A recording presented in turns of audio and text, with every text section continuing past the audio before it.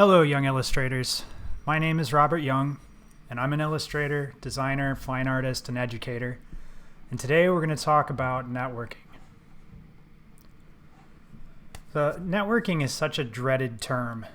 Not only is it really difficult to understand how to go about networking, but it's scary too.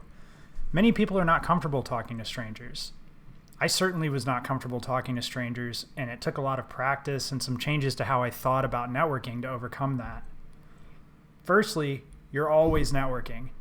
There's this idea that networking is a kind of slimy thing that business people do, wherein you pretend to be interested in other people while you look for ways that they can benefit you personally. In this scenario, you attempt to surround yourself with people who can further your career and cast off people who either couldn't help you in the first place or that can no longer help you. This sucks. This is no good. Apart from being a generally despicable practice, it actually doesn't work that well either, and it's super apparent when someone behaves this way. Rather than doing your best Gordon Gekko or Patrick Bateman impersonation, networking should be an organic process wherein you meet and interact with people, form lasting bonds without any thought of whether or not they can personally help you, lift up the people around you now, and grow a community where you all aid each other. It's usually just called making friends. But if you make friends and form partnerships with people who have similar goals and outcomes, then you can all help each other artistically and professionally as well. Thinking about networking in this way was the first big step for me personally, reconsidering my approach. But there was still the problem of shyness or a lack of confidence in my work and myself that was a big barrier to building this kind of community. Something that helped over time to raise my self-confidence was reading interviews, listening to podcasts, and hearing from other artists about how they also were terrified of networking, also thought networking was a slimy business thing, and also were not confident in themselves and their work. Seeing that similarly uncomfortable experience relayed by artist after artist after artist really made me understand that though I still don't have a ton of confidence in my work, it didn't really matter because no one else did either. And this has been reinforced countless times. Anytime I feel like my work is lagging behind my peers or that everyone else is better and more successful than me, I talk to someone or listen to an interview or attend a conference where illustrators who I considered to be past that sort of negative, destructive thinking talk about the exact same fears that I have. Still, it never fails. This also was a big help when it came to overcoming shyness.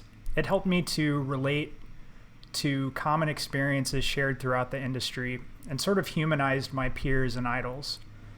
But another big help came in spending time being really introspective and thinking about why I make the work that I make and how to relay that to others.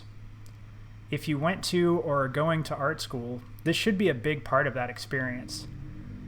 The more comfortable you are in talking about yourself and your work, the easier it's going to be to talk to people in your industry. And that mostly just comes from practice.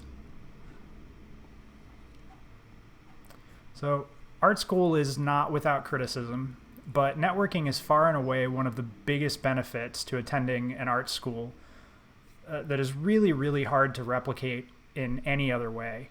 It might even be impossible.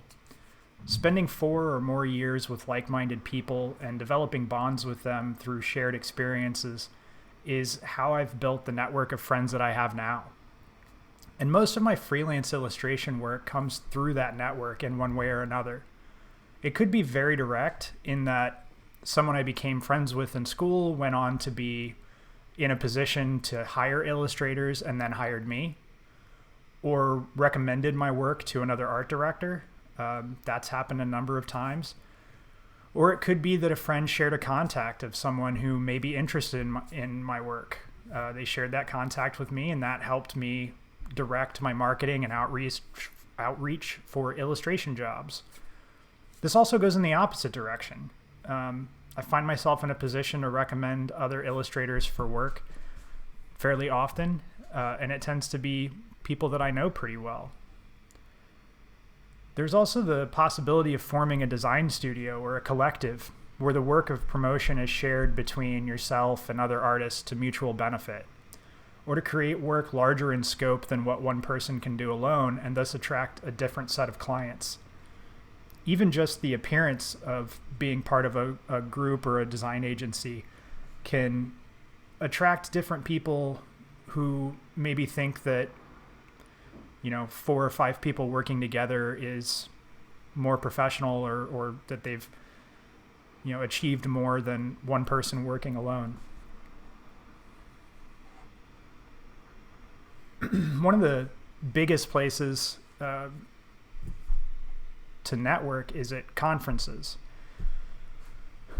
So, there's tons of industry conferences. I'm going to speak mostly about ICON, the illustration conference, but there are conferences that are specific to different genres and facets of illustration, design, animation, video games, comic books, etc. So there's always somewhere that people in your line of work are going to get together to talk about the industry, present their work, present the work of others, hold workshops, just hang out, blow off steam, etc. ICON 10 is the only ICON that I've been to, and it was in Detroit in 2018. It's an illustration conference that occurs biannually and in a different city. The conference consists of multiple days of events, lectures, and workshops pertaining to illustration, design, education, new tools and techniques, opportunities to sell and buy illustration, and opportunities to network and have fun. It's also really expensive. This can make it difficult to attend conferences like this. Not to mention the fact that you may have to travel and probably find somewhere to stay in the city where the convention is. I hate spending money. Also, I don't have very much of it. So I'm always trying to find ways to mitigate the cost by sharing transportation or the cost of a hotel room or Airbnb. Another option that is sometimes available for these types of conferences is the ability to volunteer in exchange for a free or discounted ticket. There may also be scholarships or grants or discounts available, so make sure you research that if it's a conference that you want to go to.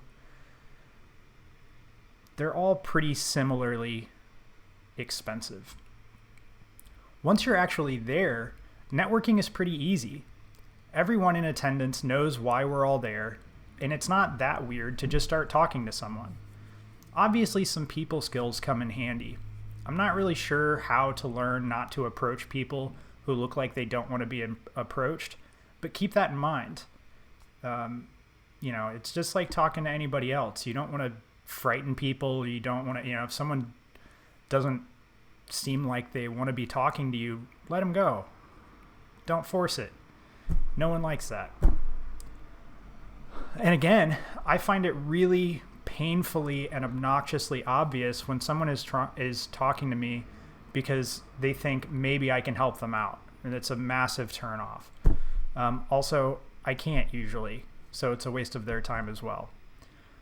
The advice of just be yourself is pretty cliche, but it works.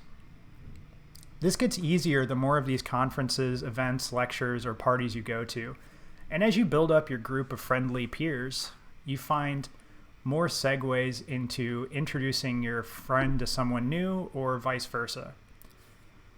I liked my experience at ICON 10 so much that I submitted a paper proposal for ICON 11, which was accepted. The conference was postponed due to COVID, but I bet that presenting at a conference like this would afford new opportunities to talk to and make friends with new people as well. One of the ways that I met new people at ICON 10 was by attending lectures and then talking to the speaker afterwards. I'm genuinely a big nerd about illustration and pedagogy, so it wasn't really hard to be really engaged in people's talks and to have lots of questions that I could ask if I ran into them. My friends that are not illustrators know that pretty much all I talk about is illustration and teaching. So that comes in handy a lot better at an illustration and teaching convention than it does, just at a barbecue. So nobody that I talked to after their lectures seemed to be put off by it. Most of them were pretty stoked that someone was interested in the thing that they were talking about. Also, keep in mind what I talked about earlier, which is that internalized negative thinking. I know that I, even after countless reasons not to believe that I'm not good enough, still feel not good enough and wonder why someone would come up to me and want to talk about what I have to say.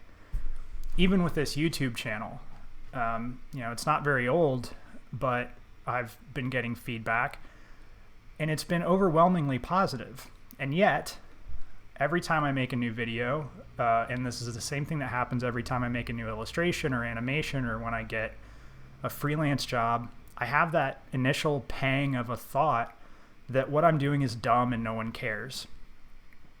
Through thinking about these things differently, I've learned to ignore it better most of the time. And also, if you ever see me at a conference, convention, or party, feel free to come up and say hello. So that's one person right there. Problem solved. So another area in which I found a lot of opportunities to meet and get to know people in illustration is through tabling at or attending conventions. Conventions like SPX or Mocha Fest, Cake,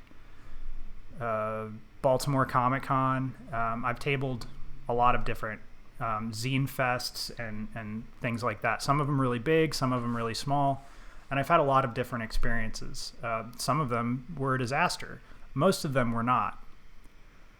But the disastrous ones didn't really have anything to do with networking. It was more about selling. So obviously this only works if you have something to sell at your table. So for me, it's been self-published comics, screen prints, buttons, etc. But if you're going to these conventions, you probably know what people have at their tables. CTN, similar, but is a lot of visual development and animation people there. SIGGRAPH, same thing. Surtex is the biggest, I think, for surface design and licensing artwork. So there's all kinds of conventions. But just because you're at a table doesn't mean that people are going to come up to you. I've been told more times than I can count that I'm intimidating or that I always look mad. So this can actually come in handy when I don't want to talk to people. But I have to keep it in mind if I do want to talk to people. And this can be especially hard at a multi-day conference or convention. My social battery can get depleted pretty quickly. So towards the end of the day, day 3 or day 4, I find it harder to be warm and welcoming than on day 1. It's just a thing that, you kind of have to put yourself in these positions and get used to it and really enjoy it. Kind of just go all in on it. It helps, obviously, if you have kind of done the work of building up some confidence because you're selling your work, and try not to, try to just forget about sales or whatever for a little while, because sometimes you're going to make a bunch of money. Sometimes you're not going to make as much money as it costs you to be there. But there's always some other way to benefit from it, through networking, through just making new friends, through buying cool new stuff and supporting fellow creatives. Often these conventions have workshops, lectures, or parties as well, so you can meet other people there.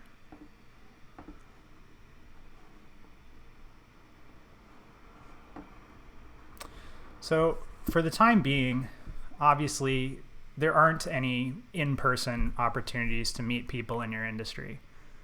If you've just started your career, this can be really defeating.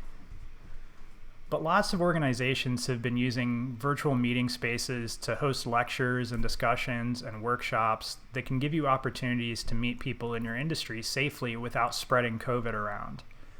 I find it generally a good idea to follow industry organizations on their social media pages to keep informed about any events that they may have been having.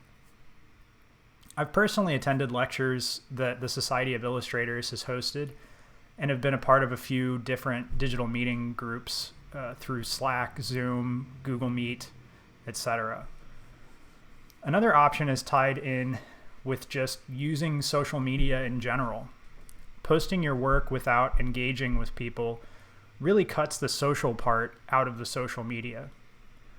No doubt you are already following illustrators that you like, but you can also engage with them through comments on their posts, hashtag campaigns, or engaging in discussions through Twitter. Hashtag campaigns in particular can be a way to get your work in front of new viewers. The artist Mab Graves does a Halloween-themed drawing club through Instagram every year and reposts a ton of work from people who participate, which then puts those artists in front of thousands of new eyes, potentially. If you've listened to my lecture about social media, or if you know me in real life, then you probably know that I'm not the biggest fan in general, and there are lots of very, very problematic features of the largest social media platforms. But we can still use these tools in a healthy manner by understanding their place in society and the company's goals. Also, during a global pandemic, you have to take the opportunities that you can get. So remember, networking isn't about being slimy and trying to use people to get ahead. That's what sociopaths do. It's about building a community within your field. It's about building this community to be a source of mutual aid. So networking is not really about just rocketing your career forward. It's about kind of uplifting an entire group of people. It's also a thing that needs to be inclusive, needs to be diverse. Like, don't just try to make friends with the same people or people who are exactly like you. It helps to be interested in a lot of things. I think that goes for just being a visual artist as well. If you're only interested in this one sort of niche, or if you're only interested in experiences like your own, or if you're only interested in talking to people and working with people that look like you, you'll have a short career. So thank you for listening. Thank you for all the shares and subscriptions, and I'll talk to you later.